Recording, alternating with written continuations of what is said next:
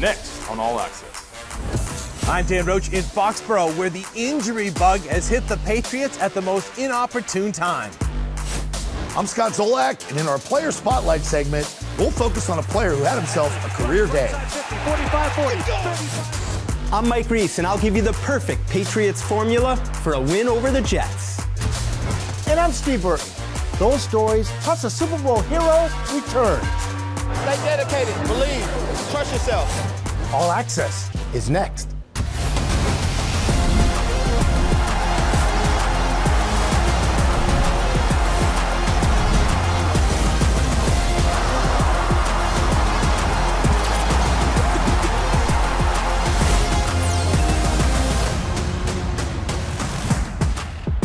A widely entertaining home opener ends in an overtime defeat for New England. Hello and welcome to Patriots All Access presented by Geico. I'm Steve Burton. The Patriots fall to 1-1 on the year after their loss to Seattle with a primetime matchup in the Meadowlands on deck Thursday night for the New York Jets home opener. We begin our show with a look back at the sights and sounds from a missed opportunity against the Seahawks.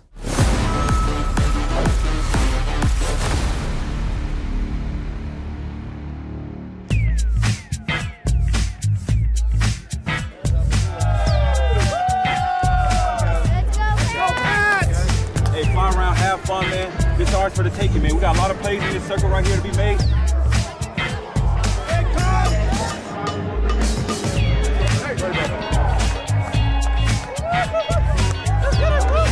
Okay, good. It starts up front. Let's set this off. Dominate on 3. 1, 2, 3. Dominate. This game is real precious. Understand the importance. Understand the people that would love to be in our position. And when we out here, bro, fly around. Hello again, everyone. A very pleasant good afternoon. Welcome to Foxborough's Gillette Stadium for the 2024 home opener for the New England Patriots opposite the Seattle Seahawks.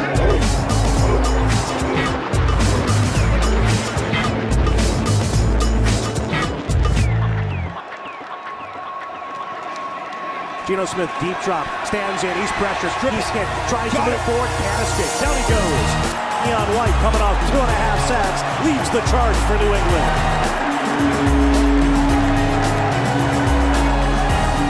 That was a hell of a play, man. That was a hell of a play.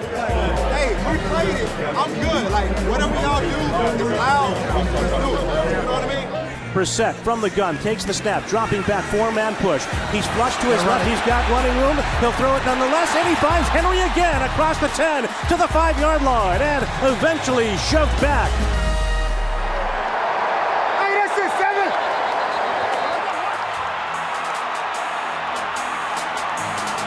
Quick snap to Brissett, in the pocket, fires for the end zone, caught, touchdown, Jalen Polk, his first as a Patriot.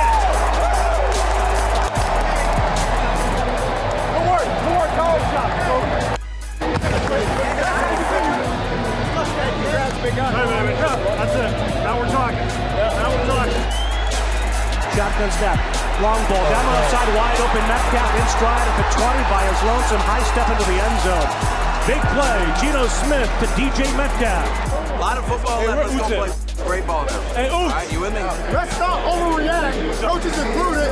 We can stop the run all day. Make them run the ball. Good, fellas. Big half coming up next half.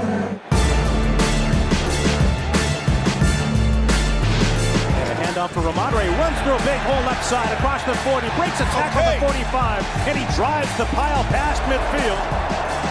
Oh, let's go! Sets outside. Two receivers right, direct snap to Stevenson. He runs it to the left side, and he's in for the touchdown!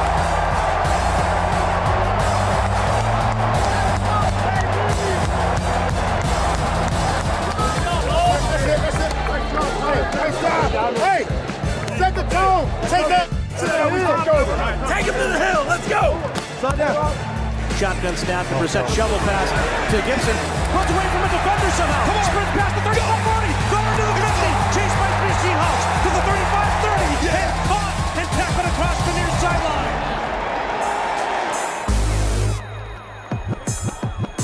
Shotgun snap to Jacoby. He's got the pocket. He's in trouble. The set is wrapped up. He's going to take a sack. Gentlemen, we're about to begin an overtime period of up to 10 minutes. Roll to the right. Smith looking downfield, pulls up. Now being chased by Foley. Throws it toward the middle. It's going to be caught on a crossing route to Lockett. And he's tackled by Jonathan Jones across the near side. Cole snap handled by Dixon. The kick by Myers to the uprights is good. And the Seahawks have come to Foxborough and won it over the Patriots. Another tight one between these two teams. And Seattle will prevail as they spoil the home opener for Jerod Mayo's team. Welcome, everyone, to our Bob's Discount Furniture Studios with Mike Reese and Paul Perillo. New England, Seattle, did the Patriots let one slip away? A little bit. I think the team that played better won the game, but I think the Patriots were in position, Mike, with 4 minutes or so left. They're on the 25-yard line. If you can just push it in there, get a 2-score lead, you're going to escape and be 2-0. So, yes, I think ultimately they let one slip away. However, I would probably say they got what they deserved. Yeah, I think they let one slip away. I think end of the second quarter, Jerod Mayo has mentioned they could have handled that better. Big juncture. End of the game, maybe could have handled that a little bit better. Blocked field goal, could have handled that a little bit better. So I think listening to Jerod Mayo just tightening up the details, I think because they didn't, they let it slip away. Let's talk about the offense, particularly the passing game. What is going on with this passing game? Is it player personnel? Is it coaching? Is it a combination of both? Is it offensive line? And can it be fixed? It's going to be tough to fix, and it's not going to get fixed, in my opinion, overnight, Mike. I think that they have. I think the answer to your question is yes. I think there are yes, issues all the above? all the way around. I think Jacoby Brissett is too often having to make something out of nothing. So it starts up front, I would say, with the pass protection, but the wide receiver core, Mike, through 2 games, the wide receivers now have 11 catches combined. Yeah. 11 catches for 85 yards through 2 games is not enough in the NFL to put points on the board. So the problems are widespread. I think it's mostly personnel-based, but I think the coaches could do some things maybe to help it out a little bit. And if I had to rank, I'll give 4 categories. Okay. I would start with the pass protection. Yep. And then I would go to the receivers, just like uncovering, make it easier on the quarterback that the first read in the progression is open, which I think we saw from Seattle, like the difference between their receivers and the Patriots receivers. The third thing I would say is some coaching. Like I think there are some things that they can do to manufacture some offense, and I would just add the quarterback like Jacoby Brissett. I do think there are some times when there isn't pressure, but because there is usually pressure, he's feeling pressure. Did you follow me there, No, Paul? I totally agree. And I think, from the coaching standpoint, maybe dial up something to get the ball into Mario Douglas's hands. Maybe throw a quick screen, see if he can make some yards after the catch. You're having a hard time doing it conventionally in the passing game, so try some different things. I thought they did a good job of that. I thought Alex Van Pelt with the tight end, I thought they were very creative in the first half with Hunter Henry. Like to see some more of that. All right, panic meter on a scale of 1 to 10, 10 being the highest, you're just freaking out. Oh, I'm not freaking out at It's all. only I think, week 2. I think realistically, I expected them to be 1-1 after 2 games. Now I got them both wrong. I thought they would lose to Cincinnati. I thought they would beat Seattle. You got the record right. But they don't ask you how. They just ask you how many, Steve. So, panic meter. I think that they've played a couple of pretty sound games. They've made a couple of mistakes that Mike talked about, but you can't be perfect in that league. And right now, their margin for error is so small. They almost have to be perfect. And I might be too easy, but my panic meter is like 0. Yeah, the team is more competitive than I thought they were going to be. And they play a tough, physical brand of football. I just think they have some limitations that we've talked about and that everyone has seen. But the way they approach the game and the way they're playing the game, it's actually sort of a pleasure to watch. Yeah. So far, Steve, they're not turning the ball over. They're not committing a lot of penalties, and they're making life difficult on the opponent. I think that's all you can ask. So is this football team better than expected? For me, absolutely. I think the first 2 games they played a little bit better. Yeah, I would agree with Mike. A little bit better than I expected. Long season, though, Steve, and I think this is a tough spot. I know we're going to get into it this week, but I do think they're better than than expected. All right, short week. Don't go far. Yeah. We'll be back with more Patriots All Access right after this. Coming up on All Access. Tight end Hunter Henry is in the player spotlight this week. We're going to start really on 3rd down. Hunter does a lot for us. He really does. He's involved in everything. He's in the run game, especially on 3rd down. But first, troubling injury news hits the Patriots defense. He's our emotional leader. He's our vocal leader. He's just our leader throughout OTA, throughout camp, throughout the season, over the last four years that I've been here. You're watching Patriots All Access. Patriots All Access is brought to you by Bank of America, official bank of the New England Patriots. By Sports Illustrated Tickets, 50 million sports, concerts, and theater tickets, 0 fees. Fans deserve better. Visit sitickets.com today. And by Cross Insurance, official insurance broker of the New England Patriots.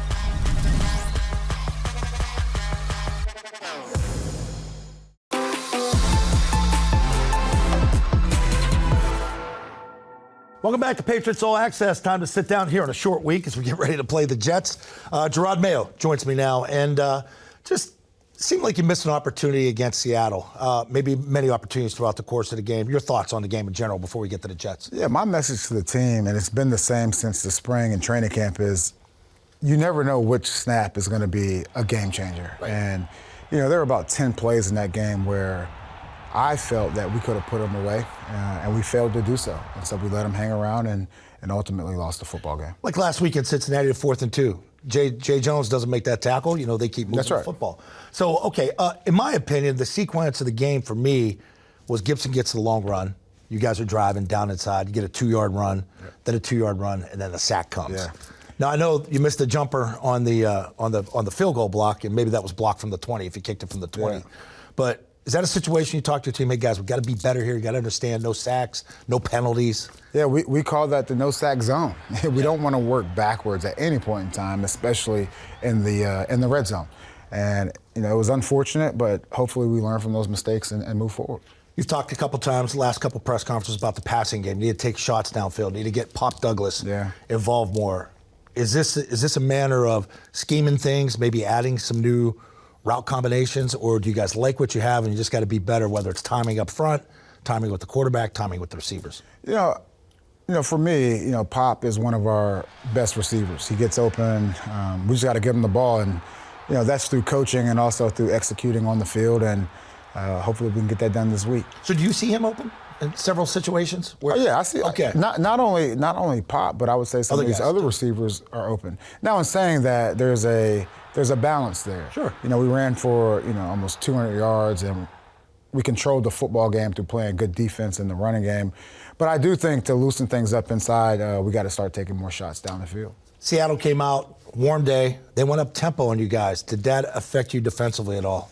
Not really. You know, those guys are always prepared for any type of change of pace situation. And, you know, Bentley and Duggar, those guys do a good job, like, getting the message from the inside out. And it's important, and you have to have the ability to do that. Thursday, short week. You've been part of these before as assistant coach. You're the head coach now. A little adjustment of the practice schedule. I know you guys practiced the other day at night. Is that to help get ready under the lights? That is, and we'll do that going forward. And, you know, you just have to take advantage of every single hour, every single minute when you have a short week like that and you're preparing for a divisional opponent. So this is a huge game for us, and we have to go out there and play well. So you got to get a lot of mental reps, and also you got to get off your feet too. These guys, that's right. Basically, you get a couple car wrecks on Sunday, and you got to get ready to go in 4 days. And that's part of, you know, giving these guys the morning and giving them the afternoon and bringing them in, you know, later in the day so they can sleep in and, you know, go to their, you know, massage therapist and all these things. Like, that was the thinking behind it, because the freshest team, the team that not only physically is fresh but also mentally fresh, is a huge advantage. You didn't play against Aaron Rodgers, but you've had the opportunity to game plan a little bit against him 2 years ago, played up there in Green Bay at Lambeau. When you watch him on film and you watch him now with the Jets, is a lot of it similar to what he did in Green Bay, and what makes him so good, especially at his age? Yeah, it's very similar, and I would say, you know, he can make all the throws. Now, his mobility isn't like it was 10 years ago, but in saying that, he still has a lot of juice left. Getting outside the pocket and being able to make all the throws is definitely a huge puzzle piece. Huge puzzle piece.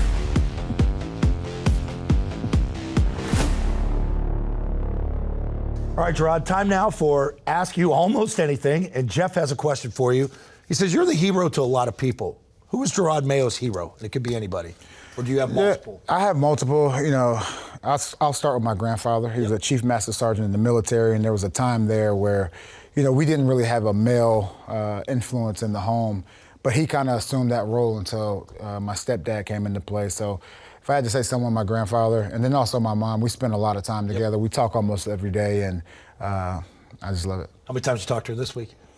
Well, she was here. She was here. Now she yelled. And now she's yelling at me because we lost the football game. But does she have football advice for you, like on third down? Not really.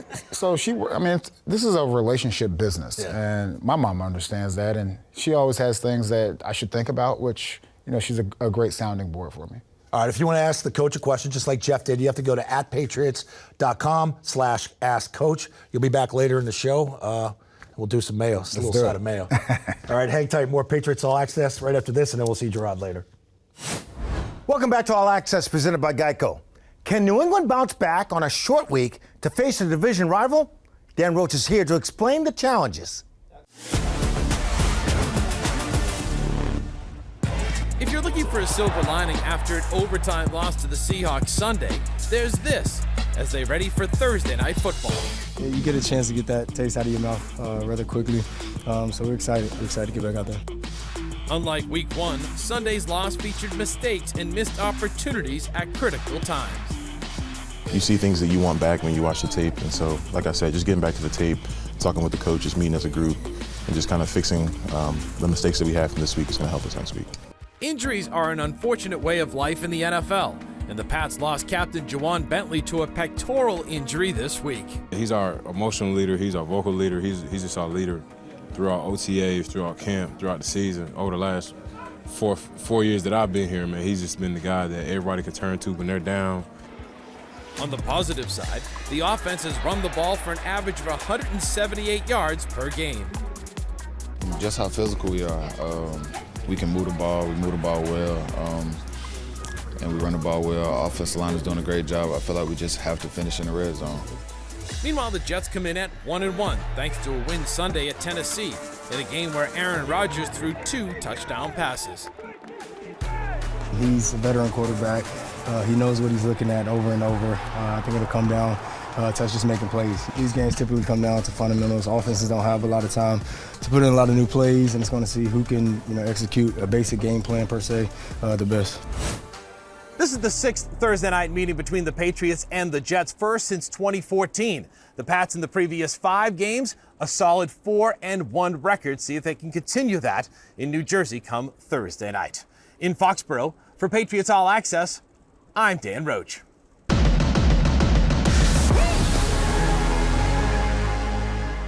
All right, Dan Roach, thank you very much for joining me now. It's Patriots tight end Hunter Henry, and I got to ask you right out of the gate, how frustrating, because you came so close, was that loss? Yeah, it's very frustrating. You put a lot of work in, and there was a lot of emotions. The home opener, the fans were great, so it was definitely tough to come up just short. You yourself had a career day. I mean, catching the ball all over the field. Was it a point of emphasis to get you more involved in the offense? I don't know if it's a point of emphasis, but as much as just, staying to the script of the game plan, just how the game was flowing, the ball was finding me. So I know, we need everybody on offense, like every single guy, every single play to do their job, and a few of those were able to do it. Wish there was a few more. When Jacoby's scrambling or throwing off platform, what's your mindset? What's your job then? I'm just trying to get in phase with them. Give them an option to be able to throw the ball. And, that's the biggest thing I'm trying to do. How do you get this passing game as a team? I know you're only one person. Yeah. More productive going downfield. How do you get the other receivers involved? I think they're doing a great job in a lot of ways, and we have a lot of talent in there. And we've got to find ways to get them the ball. And be creative in different ways. Obviously we're running the ball very effectively, so hopefully we can kind of marry the pass and the run a little bit more and get them involved in kind of some easier things. What's your relationship like with Jacoby? Oh, it's great. We have a great relationship. Thursday night football, that means a short turnaround. Yeah, it's short. You kind of get used to it throughout the years a little bit, but it's a quick turnaround. It's either way, you win or you lose, you kind of have to flush it very, very fast because you got to be ready to go on a quick turnaround. Is it tougher more mentally or physically? Probably a little bit of both, honestly. Quick turnaround on the body is always tough, but usually you're ready to go by Thursday anyway. Mentally it can be a lot too. You just got to pour everything you can into it. Good luck Thursday night against the Jets, man. All right, man. Appreciate it. Hunter Henry, I guess we'll be back with more Patriots All Access right after this.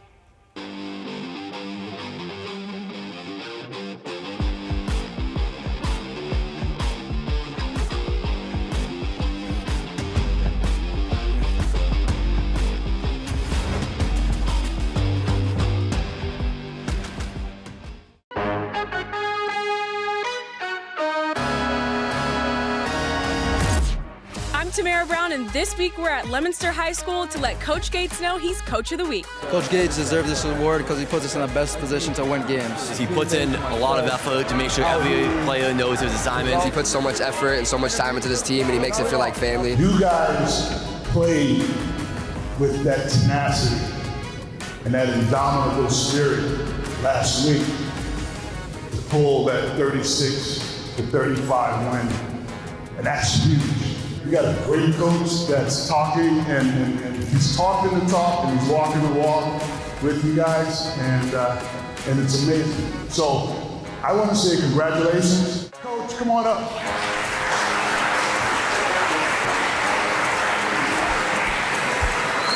With this award goes $1,000 toward the football program.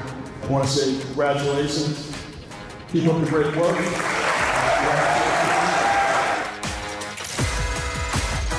Team on me, 1, 2, 3. Team on team. Oh my God. Yeah.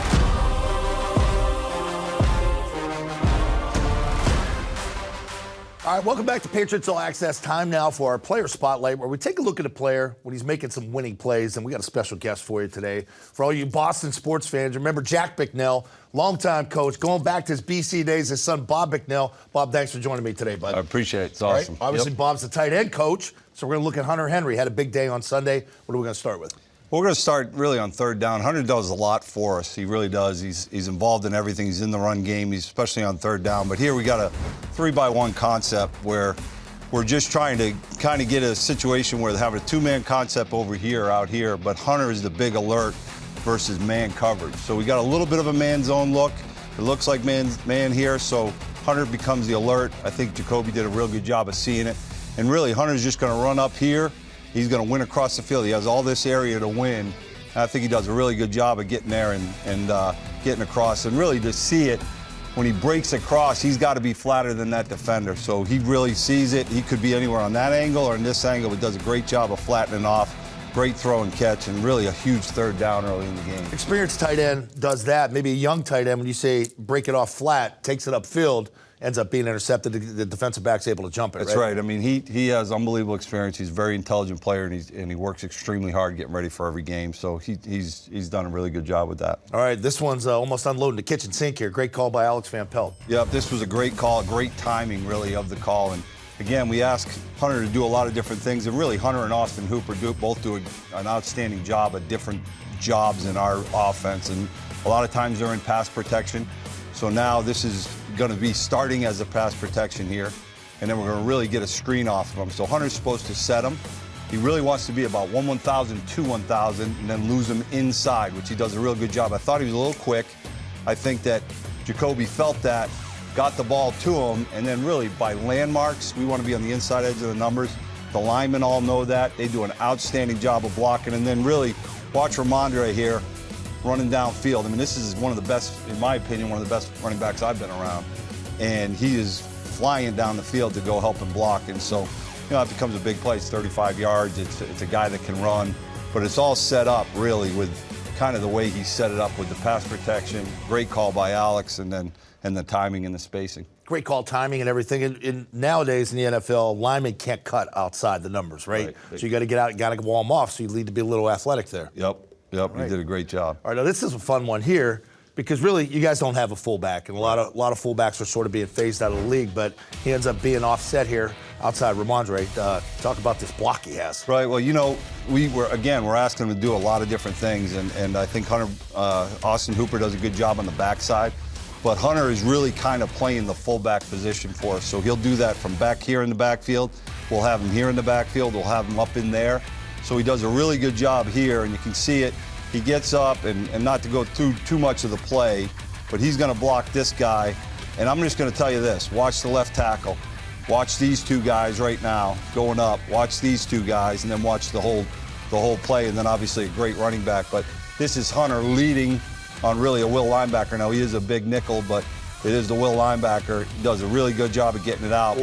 But you know, you look at these two blocks right here by the offensive line, really good reach block by the left tackle, and it's just really an impressive play and kind of a big play for us. And just all that versatility of what Hunter gives us that way has really been big for him. And that's big for Darian Lowe. He's been nicked up, and Michael Jordan just got called up a couple weeks ago, so guys are doing good. They've done a great job. Coach, good luck against the Jets. Go get them. Awesome. Fire up. All right. There's your player spotlight. More Patriots All Access. We'll be back right after this. Coming up on All Access. A Super Bowl hero's triumphant return. And later, find out Coach Mayo's philosophy on blitzing. Yeah, my philosophy is you have to be able to do both. Just like you have to play man, you have to be able to play zone. You have to be able to blitz. You're watching Patriots All Access. Patriots All Access is brought to you by Gillette Labs with exfoliating bar. Gillette's ultimate shaving experience.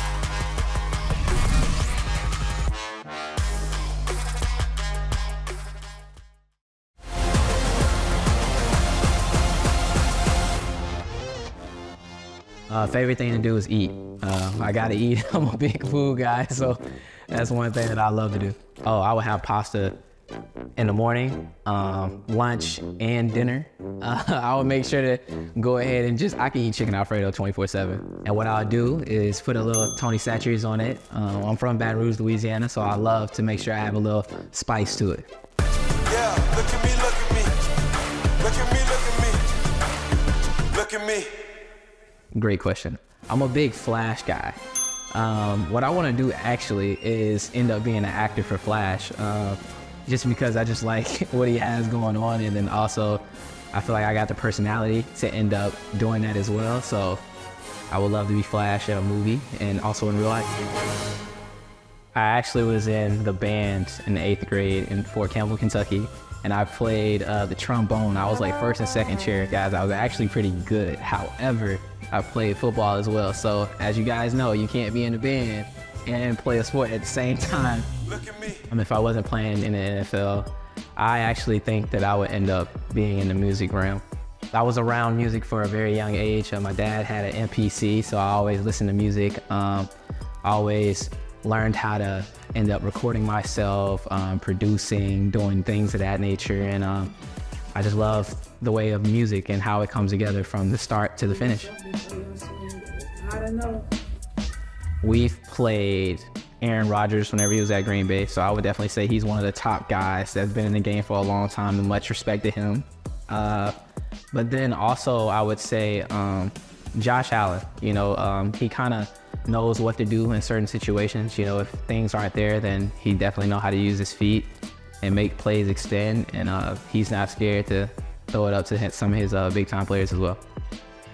I was actually a pretty solid basketball player in high school. My dad loves basketball as well, but as you guys know, I'm not the tallest, but I decided to pick a sport to where height isn't, a big thing, so I would definitely say basketball.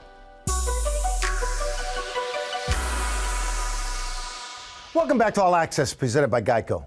It's hard to believe, but it's been 10 years since the Patriots defeated Seattle in Super Bowl 49, one of the most memorable games in league history. This past weekend, the Kraft family and the Patriots organization honored members of that championship team with a Gillette Stadium celebration.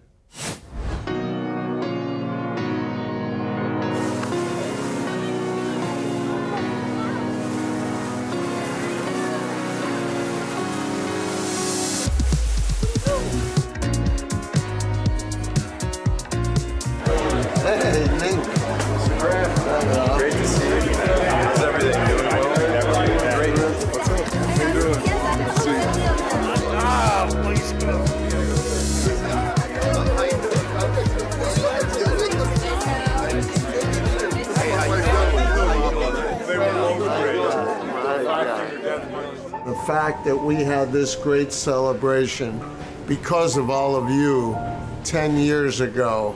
We were lucky as a family to have all of you part of this team, and you hung in there. You put team first, and we're celebrating today. I'm so happy to see you back. This is special. The moment what you all did was special, and we're living in a world where people don't appreciate these special moments enough. So from my family, I just want to thank you all for what you did for us and giving us this special memory. God bless you. Today's keeper of the light, Super Bowl 49 hero, Malcolm Butler.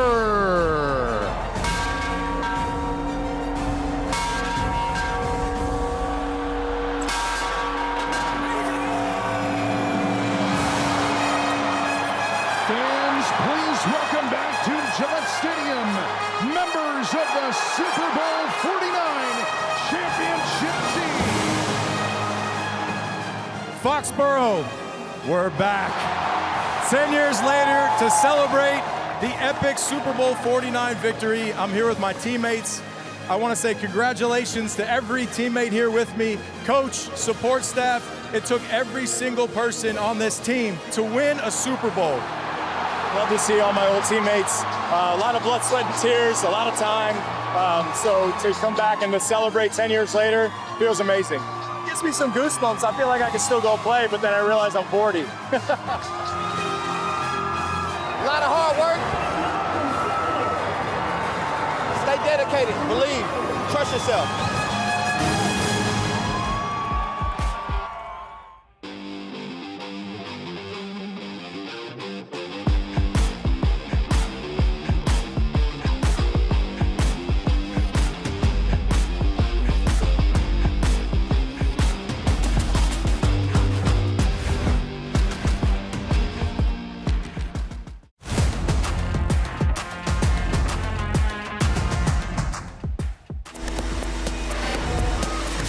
Our next gen stat of the week, brought to you by AWS, focuses on the receiving day by Patriots tight end Hunter Henry against Seattle. Go down the road, caught by Henry, and that's another strike to the tight end. His average separation rate of 3.29 yards was well above the league average rate of 2.96 yards, which includes all eligible receivers around the league.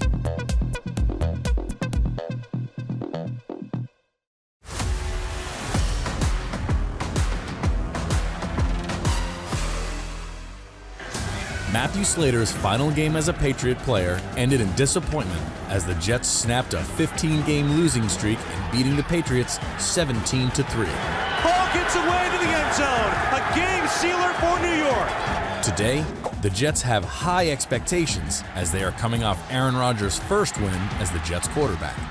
Yeah, it'll be fun to be out there with the crowd. And night games, I love night games, so excited about it. Not, no one's real crazy about Thursday games, but everybody loves the weekend after the Thursday games.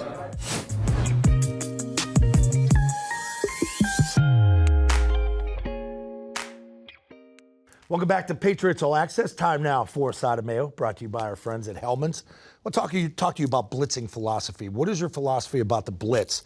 For example, Seattle, Duggar timed on one up perfectly, got to him. Yeah. And I think later in the game, you guys sent a delay hugger as a backer, got there late, they completed the pass, and they kept the drive going. A little bit of a balance there, right? Yeah, my philosophy is you have to be able to do both. Just like you have to play man, you have to be able to play zone. You have to be able to blitz, And so it's more of a game plan thing. Like one game, we may have a 60% pressure rate on early downs. In another game, when you go against a quarterback that can kill you and that sees it well, it's almost like, all right, we're better off in coverage and try to get the front four after the quarterback. Or one guy's antsy, maybe you could go get him. That's right, exactly. And we generate pressure a bunch of different ways, whether it's through the games that we run or so it looks like a blitz sometimes, and it's not actually a blitz. Our simulated pressures where we'll drop out a defensive end over here, but bring an extra person here. Like to the common fan, it looks like a blitz, but it's really not. Did you drop a lineman last week? I thought I saw it during the broadcast. Like you dropped the lineman out. We never really did that here in the past. So like sort of that blitz zone. Yeah, that's right. So you've done that in the last couple of years, right?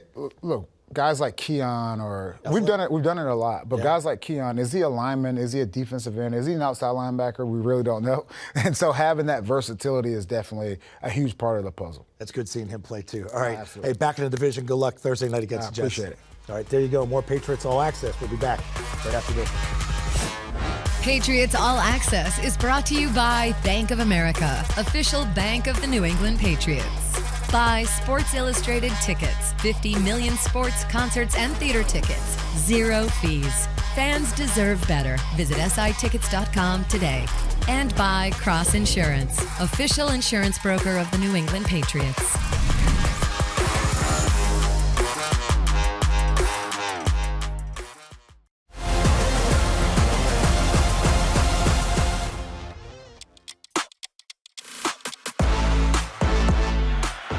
It was November of 1996, and the Patriots spotted the Jets a 21-0 lead at the Meadowlands. Drew Bledsoe threw for nearly 300 yards in the final 3 quarters with 3 touchdowns. Bledsoe looks, fires, touchdown to Ben Coates! Including a game winner to Keith Byers as the Patriots beat the Jets 31-27. Touchdown to Keith Byers! Drew Bledsoe's 3rd touchdown pass of the game! Welcome back to Patriots All Access, everyone. Back in our Bob's Discount Furniture Studios with the dynamic duo, Mike Reese and Paul Perillo. I don't know if it's right to bring this up, but I'm going to because fans are starting to chant his name, Drake May. I mean, it's only 2 games in the season. I know why you're laughing. Because we're going to talk about it every week until he plays, and I understand it. This is, a lot of times, Mike and I, Mike doesn't do it because Mike's too nice, but I'm not. And a lot of times I tease the fans, if you listen to the fans, you're going to end up sitting with them and all those things. But in this case, I totally understand. It's a 3rd overall pick. Your offense has been very pedestrian in both games. You can't really throw the ball, and I understand why people are clamoring. I just don't think the time is right. But Jacoby hasn't played bad. No, but he hasn't moved the ball either, Steve. And until that changes, I think people are going to be clamoring for the new guy. Yeah, and I think what I hear is people want to know what's he doing, behind the scenes. So you heard Jerod Mayo talk about he's getting 30% of the first team snaps. He's running the scout team, which is really good to go up against a good defense. He's in the meeting room listening, watching Jacoby Brissett ask these questions, what it means to be the starting quarterback. And so he's taking all this in. And to me, I think they're buying time, right? And they'll know when it's time. I'm with Paul. I don't think it's time right now, in part because I think Jacoby's hung in there. He's been tough. And the protection. Brissett's avoided a lot of hits. He's taken a lot of hits, but he's avoiding a lot. Yeah. And I do think, if you look at it, if something were to happen to Brissett right now and you had to put May out there, I don't know that this is, the best situation. I know. Well, speaking of situations, are they going into a hornet's nest on Thursday night? New York? Yeah, I mean, home opener for the Jets, 2 games on the road. Not every team has to do that. They've been a little uneven, I would say the Jets have been. But Aaron Rodgers looks a little bit more comfortable. I thought he finished the Tennessee game pretty strong, Mike. I would expect to get the best, the Jets' best punch on Thursday night. I don't think it'll be easy. One of my favorite sayings is it's not often who you play, but when you play them. And I don't love the spot. For the Patriots. And a contrast would be, I sort of did like the spot in the season opener. No, I didn't pick them against the Bengals, but, that was a team that didn't practice much in camp and had receiver issues. Jets here look to me like coming home, first game, Thursday night, vulnerable team that has sort of pounded you over the last decade plus. This could be a tough one, Steve. All right, so give me a recipe for winning. Is there one? So I think the recipe would be exactly what we've seen through the first 2 weeks. They got to continue to run the football at a high level. They've done that in both games. They have to protect the football. Don't turn it over. Don't give the Jets any easy points and play tough defense. The singular key, I would say, on defense would be to get after Aaron Rodgers. I don't think he's going to be moving around as well as he once did, obviously coming off the Achilles, but that's the recipe for success. Keep the score down. Again, I think a similar kind of game. And get after Rodgers. And I'll simplify. I mean, I agree with everything you said, Paul. I think, to me, on offense, I have to believe the Jets are going to sell out to take the run away. So you got to throw it. Find a way. Throw it downfield. Throw it down the field to the perimeter of the field just to soften up the defense. So I agree. I would have said everything Paul said, but I'll just amplify the point that they got to figure out a way to be more diverse on offense. You can put 9 or 10 men in the box, and all of a sudden you still run the football. Right. You got issues. All right, prediction time. I kind of agree with Mike the way he sounded. I think you're looking at a tough task here. I don't think it'll be a blowout. I don't think the Jets' offense is in a situation where they're going to expect to put up a ton of points. But I think they'll have enough with Rodgers and Garrett Wilson and Breece Hall. Those three guys, I think, represent a little bit more offensively than the Patriots have. I'm going to say 20-16 Jets. I got a little bit more for the Jets. I'll say 27-13 for the Jets. Just concerned for the Patriots, their general health and the quick turnaround.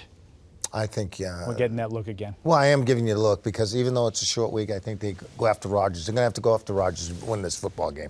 No question about that. All right, guys, thank you very much. Thanks, Steve. That'll do it for this week's edition of Patriots All Access. For Mike Reese and Paul Perillo, I'm Steve Burton. Have a great week, everybody.